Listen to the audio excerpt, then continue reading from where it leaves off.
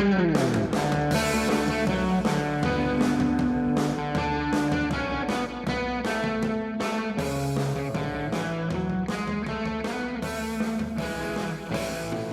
and welcome to the How to Live in Denmark podcast. I'm Kaysander Mellish. Before I begin with the podcast this week, I'd like to announce my first public appearance. I will be speaking at the Gentofte Main Library on Thursday, March 13th at 7 p.m., and admission is free. They do ask that you book a seat in advance so they know how many chairs to put out. I'll put a link at howtoliveindenmark.com. For the past couple of weeks, I've been answering some of the most frequent questions I get via email, mostly about how to find someone to date in Denmark. This week, I'm going to answer another question I get frequently, which is how to find a job in Denmark. So this is for you, Phil from Great Britain and Usman from Pakistan. Getting a job in Denmark is not easy, but it can be done. It depends a lot on what you can do and what you can do better than a Dane. Because let's be frank here, if it's between you and a Danish person, they're going to hire the Danish person. The Danish person knows the language, the Danish person knows the culture. The Danish person knows not to bring brie cheese for the Friday shared breakfast. In every office I've ever worked in, there's been a Friday shared breakfast, and they always eat exactly the same cheese. Sliced, medium-sharp, Ribberhus Danbo cheese. Now, sometimes I would try to bring a different cheese, and my Danish colleagues would smile and nod like they do when a foreigner has done something silly, and then not eat my cheese. They'd eat no cheese at all until someone brought out the sliced, medium-sharp Ribberhus Danbo cheese. My daughter and I call it Danish people cheese. Anyway, the Danish workplace is about teams and working together and getting along as a group, and there's an automatic suspicion that a foreigner might not fit in. So back to my original point. To overcome this, you have to show what you can do better than your Danish rivals. If you have an education from within Denmark, that's a good start because it's kind of a local seal of approval. If you're just moving here with a partner, you might want to consider this as a way to start out. Higher education is free here, and the government even gives you a stipend to live on while you learn. By the time you're finished with school, you'll have a network that should make job hunting easier.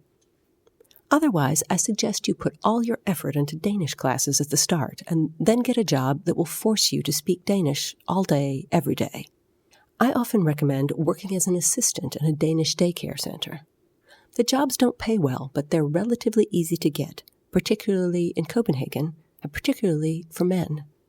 They're always looking for men that the little boys can look up to. And quite frankly, the kids speak very simple Danish, and you speak very simple Danish. It's a good match. When people come from English-speaking countries, the US, Britain, Australia, they often ask me if speaking English well is enough to get them a job. The answer is no, even though there are many Danish companies that have English as their corporate language. But those are prestigious companies, Novo Nordisk, Lundbeck, places that everybody wants to work. So you have to have a job skill plus English to work there. So if you do have a job skill plus English, and you want a job in Denmark, what do you do? This is my recommendation. Search the job ads, but don't necessarily apply. Figure out the skills companies are looking for. What skills can they not find? Go to as many professional events in your industry as possible. Chat with people, but don't ask them for a job. Ask them about your industry locally. Ask them where the pain is, where the problems are. And then write your job application and your CV explaining how you and your skills can help them solve exactly the problems that everybody's worried about. Put the problems at the top of your letter and explain how you can be the answer. For meeting people in person, create a little elevator speech about how you and your skills can help solve this problem or that problem in your industry. And then start approaching companies, and you got to be tough. The first time I was unemployed in Denmark, I approached 100 companies.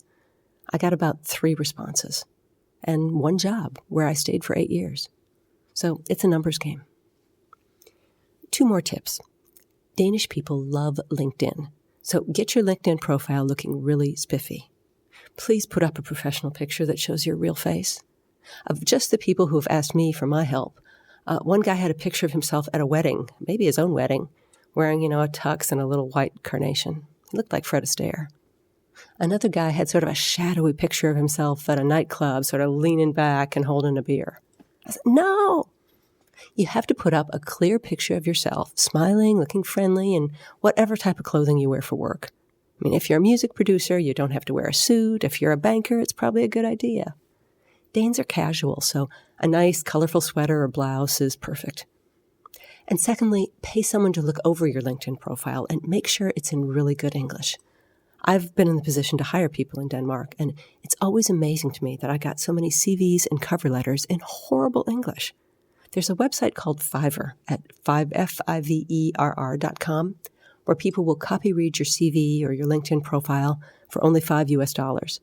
There's a link to it on howtoliveindenmark.com. It is definitely worth the investment. So that's my advice.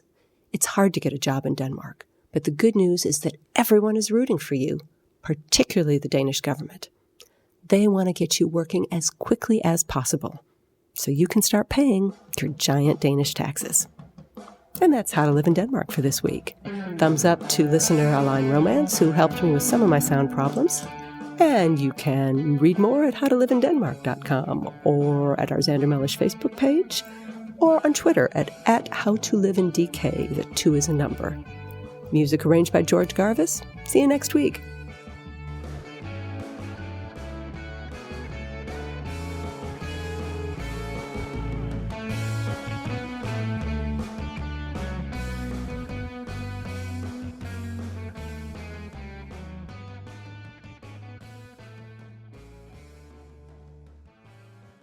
Remember, the How to Live in Denmark book is available for download on Amazon.com.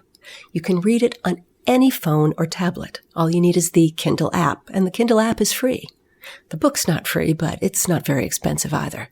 If you read the book and enjoy it, please leave a review on your local version of Amazon.com. It helps other people find the book and find the podcast.